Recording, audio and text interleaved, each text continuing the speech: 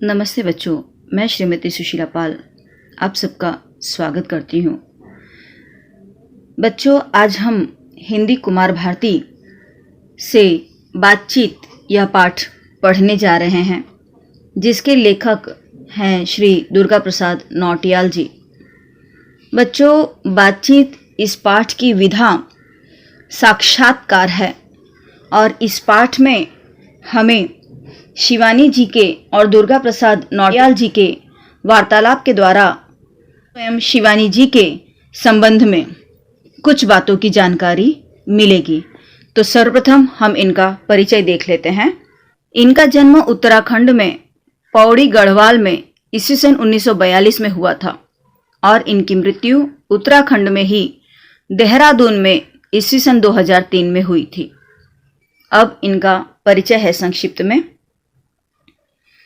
दुर्गा प्रसाद नौटियाल जी सुप्रसिद्ध स्वतंत्रता सेनानी एवं वरिष्ठ पत्रकार के रूप में प्रसिद्ध हैं।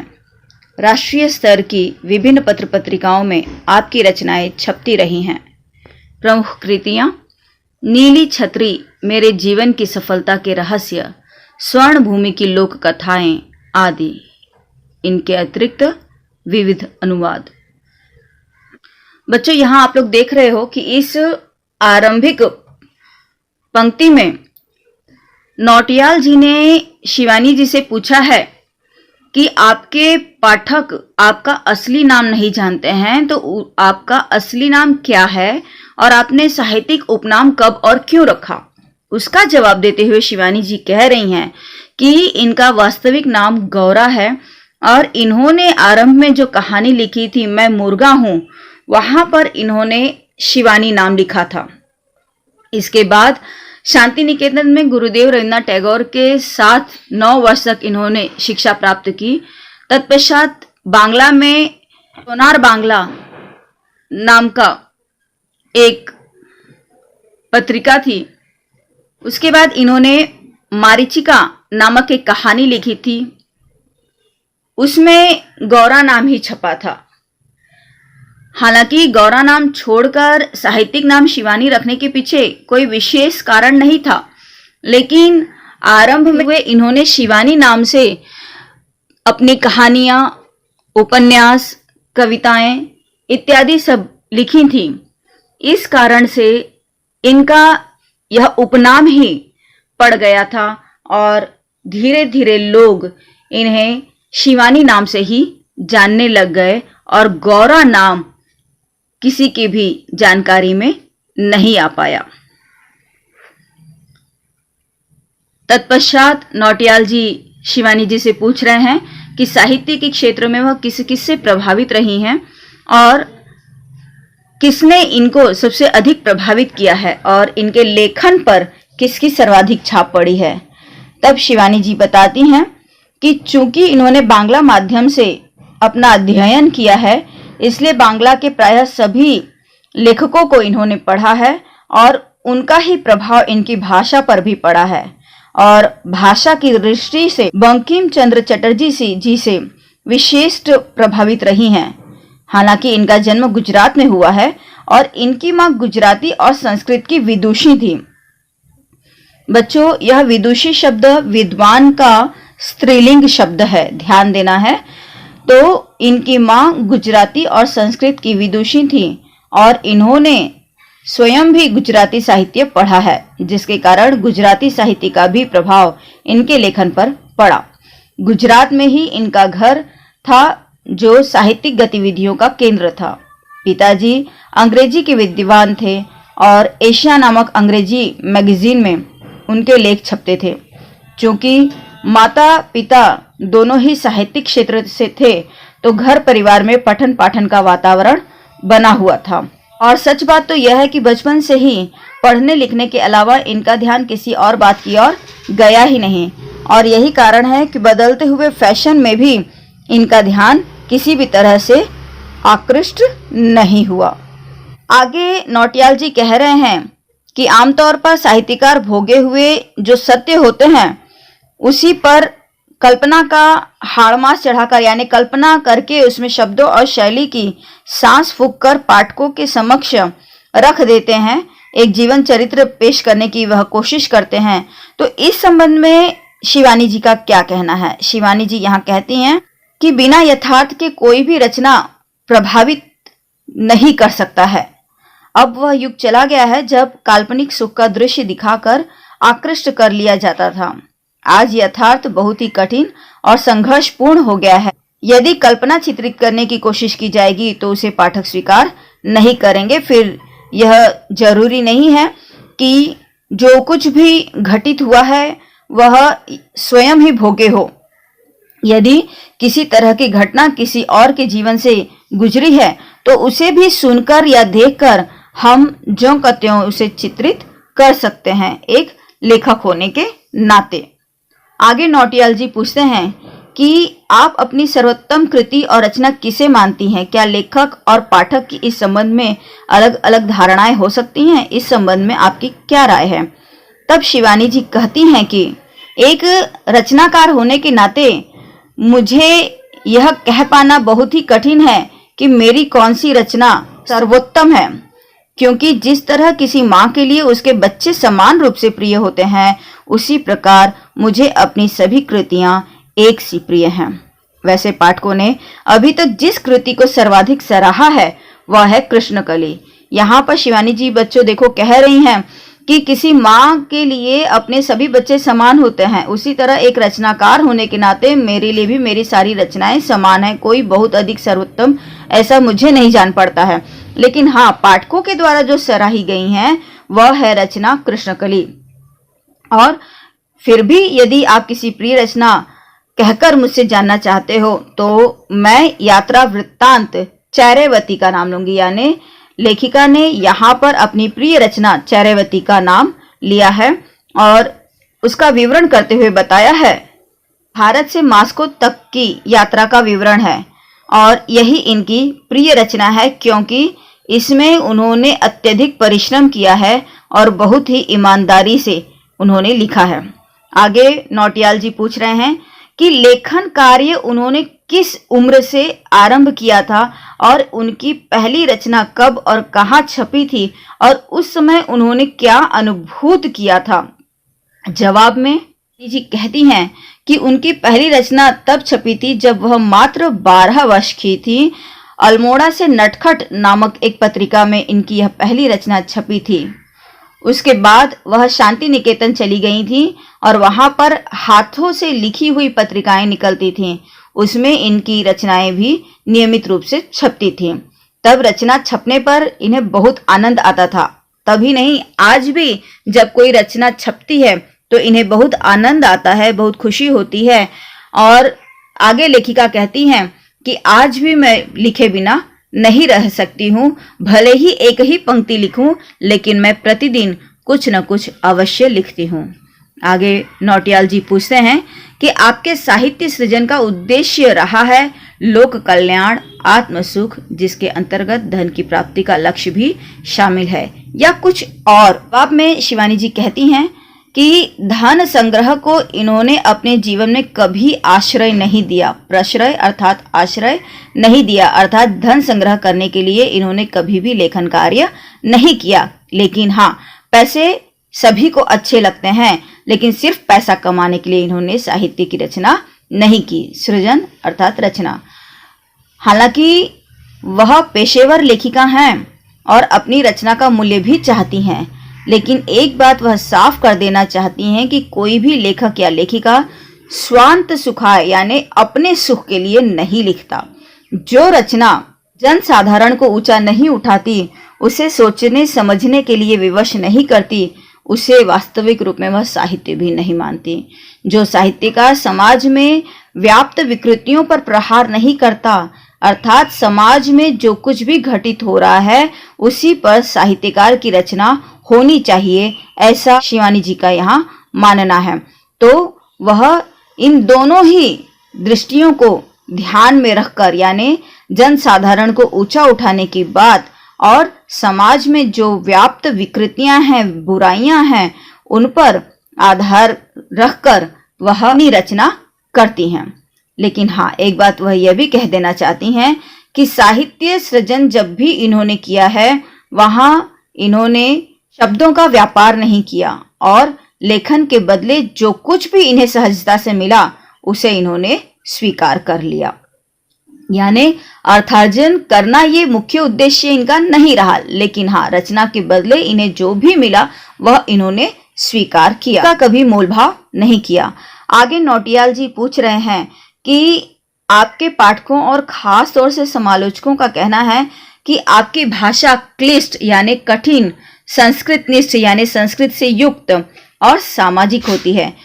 तो वाक्य विन्यास इतने बड़े और जटिल होते हैं कि अर्धविरामों की भरमार के कारण अर्थ समझने के लिए मस्तिष्क पर काफी जोर डालना पड़ता है।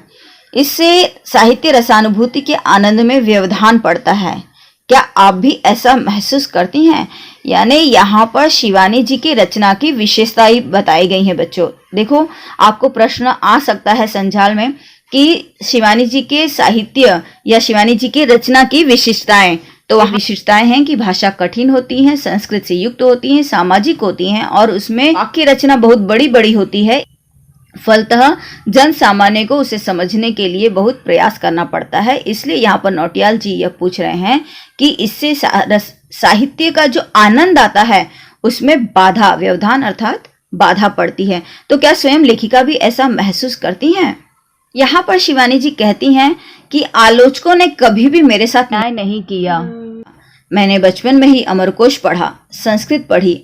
माँ संस्कृत की विदुषी और दादाजी संस्कृत के प्रकांड विद्वान थे, पंडित थे। तो इन दोनों का प्रभाव ही इन पर पड़ा, जिसके कारण इनकी जो भाषा है वह भाषा ही संस्कृत युक्त हो गई है। तो लेखन कार्य के समय इन्हें कोई शब्दकोश खोलने की आवश्यकता नहीं पड़ती है। इनकी भाषा जैसी है अर्थात जैसा यह बोलती हैं वैसा ही लिखती हैं, उसमें कोई बदलाव वह नहीं करती हैं। फिर साहित्यिक शब्द जो होते हैं वह कठिन भावों को संप्रेषित करने में सक्षम होते हैं। यानी देखो बच्चों, साहित्यिक भाषा जो होती है वह ज्यादा से ज्यादा बातों को अपने में समेटकर अत्यंत संक्षिप्त में स्पष्ट कर देती हैं, यह उसकी विशेषता होती है। तो यही बात यहाँ शिवानी जी कह रही हैं कि जब वे कठिन शब्द, संस्कृत के कठिन शब्द भावों को व्यक्त करने में, संप्रेषित अर्थात व्यक्त करने में सक्षम है, तो और रचना का जो रसास्वादन है उसमें भी आनंद की अनुभूति कराते हैं, तब इन्हें नहीं लगता कि जानबूझकर सरल और कम प्रभावोत्पादक यानी सरल और कम प्रभाव उत्पन्न करे, प्रभावोत्पादक अर्थात उत्पन्न करे, प्रभाव उत्पन्न करे। प्रभाव एक शब्द है, संधि पूछी जा सकती है, तो प्रभाव धन उत्पादक या और समास विग्रह में आएगा प्रभाव का उत्पादक। तो इस तरह से कम प्रभाव उत्पन्न करने वाले शब्दों को रखना कोई बुद्धिमत्ता है। आगे नौटियाल जी पूछ रहे हैं कि आपने अब तक बहुत सी साहित्य की रचनाएं की हैं, क्या आप इससे संतुष्ट हैं? तो शिवानी जी कहती हैं कि जहां तक संतुष्ट होने का संबंध है, मैं समझती हूं कि किसी को भी अपने लेखन से संतुष्ट नहीं होना चाहिए, क्योंकि जब हम संतुष्ट हो जाते हैं तो वहीं पर लेखन बंद कर देते हैं। इसलिए वह कहती हैं कि किसी को भी अपने लेखन से संतुष्ट नहीं होना चाहिए, बल्कि वह चाहती हैं कि ऐसे लक्ष्य को सामने रखकर लिखें जिस परिवेश को पाठक स्वयं भोगते हैं, मैं उसे जीवंत कर दूं। यानी आमतौर पर रचनाकार अपने जीवन में घटित घटनाओं को लिखता है, जबकि शिवानी जी का कहना है कि वह कुछ ऐसा लिखना चाहती हैं जिसे स्वयं पाठक भोगते हैं, और तब इन्हें बहुत अच्छा लगता है जब कोई पाठक इन्हें यह प्रतिक्रिया देता है कि आपने अमुक अमुक चरित्र का वास्तविक वर्णन किया है, अथवा फला चरित्र लगता है कि हमारे ही बीच है। लेकिन साथ ही वह यह भी मानती है कि लोकप्रिय होना न इतना आसान है और न ही उसे बनाए रखना आसान है। पिछले 50 वर्षों से वह बराबर लिखती आ रही हैं, जिसके लिए पाठक उन्हें बहुत सराह रहे हैं, अर्थात सराहना अर्थात प्रशंसा करना। तो पाठक उनके लेखन की बहुत प्रशंसा कर रहे हैं, और असली समालोचक तो पाठक होते हैं जिनसे उन्हें प्रशंसा और भरपूर स्नेह मिलता रहा है। और यही कारण है कि पाठकों से जो स्नेह और प्रशंसा उन्हें मिला है वह बराबर लिखती चली आ रही हैं। आगे नौटियाल जी पूछते हैं कि क्या कभी आपको फिल्मों के लिए काम करने का ऑफर आया है? आप उस दुनिया की तरफ क्यों नहीं गई, जबकि वहां पैसा भी काफी अच्छा है? अर्थात अपने फिल्मों के लिए लेखन किया है, यह नौटियाल जी यहाँ पूछना चाह रहे हैं। तब शिवानी जी कहती हैं कि बहुत से ऑफर आए और उनकी एक कहानी का तो फिल्मों ने सर्वनाश ही कर दिया। यानी बहुत से ऑफर आए और उन्होंने फिल्मों के लिए लिखा तो नहीं, लेकिन हाँ अपनी रचनाएं दी फिल्म को, जिस पर आधारित एक फिल्म भी बनी, लेकिन उस कहानी का फिल्म वालों ने सत्यानाश कर दिया। इसके अतिरिक्त सुरंगमा, रति विलाप, मेरा बेटा, तीसरा बेटा पर भी सीरियल बन रहे हैं, लेकिन उससे शिवानी जी संतुष्ट नहीं हैं और इसीलिए इन्होंने अब फिल्मों के लिए अपनी रचनाओं को देना बंद कर दिया है और यह भी निश्चित किया है कि भविष्य में किसी फिल्म को या दूरदर्शन को अपनी कोई रचना नहीं देंगी, क्योंकि जो वस्तुनिष्ठता को अर्थात रचना की वास्तविकता को ही नष्ट कर दे, उससे जो पैसे प्राप्त होंगे उससे कोई लाभ नहीं है। आगे नौटियाल जी पूछते हैं कि आपकी राय में साहित्यकार का समाज और अपने पाठक वर्ग के प्रति क्या उत्तरदायित्व है? क्या आपने इस दायित्व का निर्वाह किया है? तब शिवानी जी कहती हैं कि साहित्यकार के रूप में अपना दायित्व उन्होंने कितना निभाया है यह कह पाना तो कठिन है, लेकिन हाँ साहित्यकार का जो संबंध है वह साहित्यकार को राजनीतिज्ञता से अधिक महत्व देती हैं और वह कहती हैं कि जो ताकत कलम में है वह राजदंड में भी नहीं है, यानी राजनीति में वह ताकत नहीं है। आगे नौटियाल जी कहते हैं कि आप लेखन कार्य कब करती हैं? लिखने के लिए कोई विशेष मूड बनाती हैं या किसी भी स्थिति में लेखन कर सकती हैं? आमतौर पर बच्चों हमारे भी मन में यह प्रश्न उठता है कि ये साहित्यकार कब लिखते हैं, कैसे लिखते हैं, तो इसी प्रश्न को नौटियाल जी ने यहाँ पर पूछ लिया है। शिवानी जी कहती हैं कि यदि ईमानदारी से कहें तो वह किसी भी स्थिति और परिस्थिति में लिख लेती हैं। सब्जी छौंकते हुए भी, चाय की चुस्की लेते हुए भी वह लिख लेती हैं।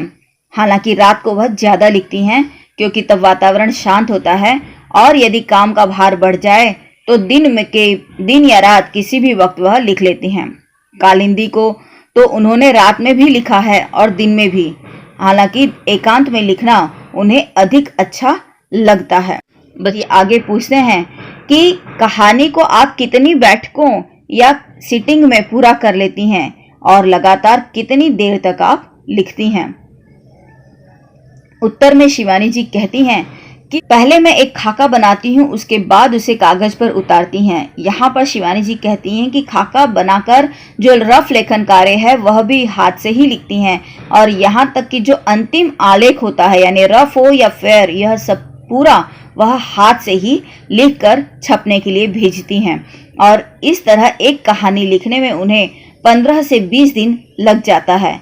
आगे वह कहती हैं लिखास अर्थात जब लिखने की चाहत होती है तब वह लिखती हैं, इसीलिए कहा है कि लिखास लगती है तो वह लिखती हैं। और आगे वह बता रही हैं कि 10-12 सदस्यों के परिवार में भी उन्होंने लिखा है और जब बच्चे छोटे थे तब भी खूब लिखा है। आमतौर पर क्या होता है कि जब बच्चे छोटे होते हैं तो व्यस्तता के कारण लोग लेखन कार्य नहीं कर पाते हैं, तो इसी का जवाब देते हुए वह कहती हैं कि जब बच्चे छोटे थे तब भी वह खूब लिखा करती थीं।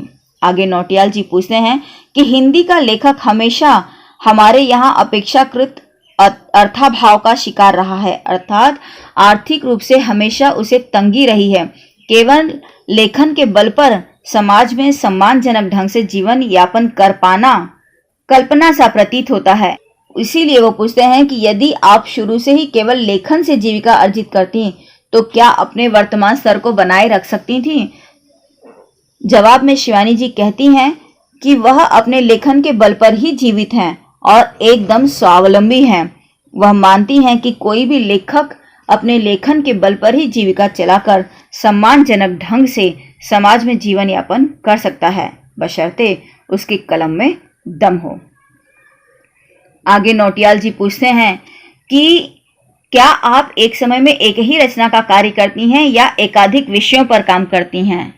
तब शिवानी जी कहती हैं कि जब भी वह लिखना शुरू करती हैं तो उसे एक लेखन कार्य को आरंभ करने के बाद वह उसे समाप्त करने के पश्चात ही कोई भी दूसरी चीज लिखने के लिए लेती हैं, और एक चीज समाप्त करने के बाद कुछ दिनों तक वह कोई कहानी और उपन्यास नहीं बल्कि निबंध अथवा लेख आलेख लिखती हैं, और वह समझती हैं कि एक समय में एक से अधिक रचनाओं पर काम करने से ध्यान बढ़ जाता है और फलतः रचना में वह खूबसूरती भी नहीं आ पाती जो कि आनी चाहिए।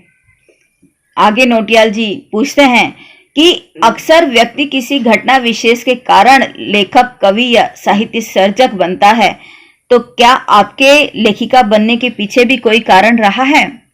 यानी आमतौर पर कहा जाता है कि पीड़ा से ही, यानी जब इंसान को कोई वेदना होती है तब वह साहित्यकार बनता है। तो यही प्रश्न यहाँ पर नौटियाल जी ने पूछा है कि कोई घटना विशेष के कारण वह लेखक, कवि या साहित्य सृजक लोग बनते हैं, तो क्या स्वयं आप भी इस तरह से लेखिका बनने के पीछे कोई कारण रहा है? शिवानी जी कहती हैं कि हालांकि उनके परिवार का वातावरण ही उन्हें लेखिका बनाने के लिए सर्वथा उपयुक्त रहा है, उसके अलावा वह 9 वर्ष तक शांति निकेतन में गुरुदेव के संरक्षण में रहीं, उसका भी उन पर प्रभाव पड़ा है, और लिखने के प्रति उनकी जो रुचि है वह बचपन से ही थी।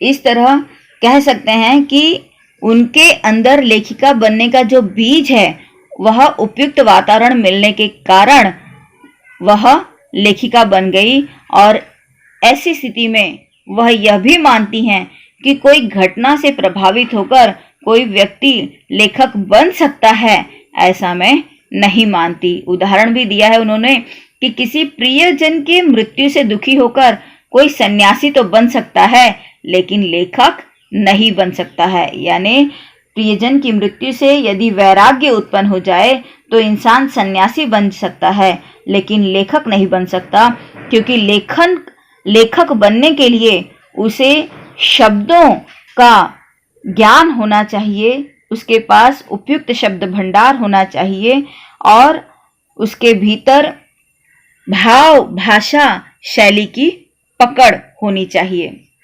बच्चों, यह संपूर्ण जो साक्षात्कार हमने पढ़ा वह एक थी रामरती संग्रह से लिया गया है। इस तरह से हमारा पाठ पूर्ण हो चुका है। जो अब हम यह स्वाध्याय में दिए गए इन प्रश्नों के उत्तर देख लेते हैं। शिवानी जी के भाषा की विशेषताएं, यह मैंने आप लोगों को समझाते समय ही बता दिया था।